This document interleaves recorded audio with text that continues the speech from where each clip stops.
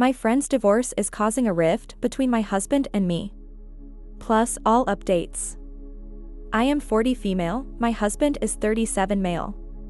Names have been changed. This is long, buckle up. My husband and I have been very happily married for 10 years. Minor bumps along the way, but nothing we couldn't communicate about and work through until now. My best friend Cindy and her husband Mike are going through a nasty divorce, and it has caused a serious rift between my husband and I.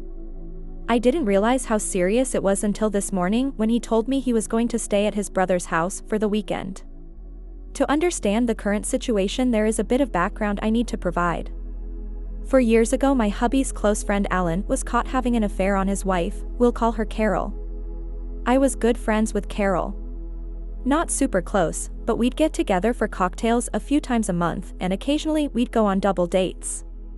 My husband told me that Alan had been unhappy for a while because Carol had stopped having sex with him. When I talked to Carol, she didn't deny this. She said that Alan had gained weight and she was no longer attracted to him. This is somewhat true. He was around 6 foot tall and went from about 200 pounds to 250 pounds over the course of a year. Those are estimates. Alan was a chef and started sleeping with a female coworker 15 years younger than him. He was 35, she was 20. The affair lasted for some time before they were caught at work. It all came out, he was fired and Carol left him. Cheating hits very close to home for me. My father had an affair on my mother when I was young, and it ripped the family apart. Carol and Alan had 2 young children, and the divorce hit them hard. I was there for her and the kids through it all. The divorce was ugly and costly. Suffice to say, it would take Alan years to financially recover. Throughout the whole ordeal, my husband still talked to Alan and would occasionally loan him money. The money isn't the issue, as my husband and I both work and have our own accounts. The issue was that Alan had just cheated on his wife and ruined their family. I didn't want my husband remaining friends with him. Alan started drinking and going down a dark path. He was trying to drag my husband down with him. I told my husband if he continues his friendship with Alan, then we would have problems. After some back and forth, and me basically putting my foot down, he agreed to basically cut Alan out. We didn't need influences or people like that in our life. I should mention my husband says he didn't know about the affair, which I still question, but without proof he knew I let it go. Alan was extremely upset when my husband told him they'd no longer be friends. They had grown up together. But I didn't want men like that in our life. Shortly after all this, we were reflecting on everything. My husband said something that I never forgot. He said, "One day one of your friends will do something they regret and need you. I hope you have the same wherewithal to cut them out if I ask you to." Cut to the present, and you guessed it, my bestie Cindy cheated on her husband Mike. Mike worked in manufacturing and was laid off in the midst of COVID.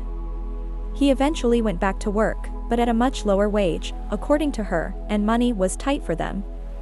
Cindy picked up a job working as a barista. As she tells it, one of her regulars was a younger guy in real estate who has an eye for her and was constantly asking her to get together. He would slip her $100 tips a few times a week, she says. He knew she was married. Eventually Cindy gave in and started seeing this guy regularly on her days off while Mike was working. She told me she always felt guilty and knew it was wrong but couldn't stop herself. She said the sex was like she'd never experienced with Mike, and she felt wanted and desired again. They were caught when their oldest daughter came home early from school because she wasn't feeling well. Cindy was busy with her AP, didn't see the text from her daughter, and the daughter walked in on them. The daughter told Mike. Mike was devastated, and they are getting a divorce. The family has basically ostracized Cindy and want nothing to do with her currently. I and a few friends have been her support through everything. I need to say that I recognize what she did is terrible. However, my husband has pounced on this opportunity and is demanding I cut contact with her completely, just like I did with him 4 years ago. He says, "We don't need cheating cradle robbers in our lives." I explained that this is different and the issues between Mike and Cindy are more complicated, and she feels genuine remorse and wants her family back. Also, what his friend did years ago was creepy. He says he doesn't care about the issues or how she feels and that he made a sacrifice for me years ago by cutting out one of his closest friends, and I need to do the same for him. I told him I wasn't going to do that and that he was being petty and vengeful, and he knows the situations are completely different. This morning he said he's heading to his brother's for the weekend. He said he feels betrayed. I honestly don't see how he feels this way. I don't know what to do. I asked him not to go. I told him I loved him and we can talk this out. He responded with, "I'll see you Monday." I am at a loss. Update. 2 hours later. I believe the situations were different because my friend is genuinely remorseful. She wants to reconcile. Alan did not. He acted as if he didn't care and showed little to remorse. He regretted what he did, but not because he betrayed his wife, but because of its effect on his children and his relationship with them. This really didn't sit well with me. Alan started partying with a younger crowd from his work. Doing drugs, not weed.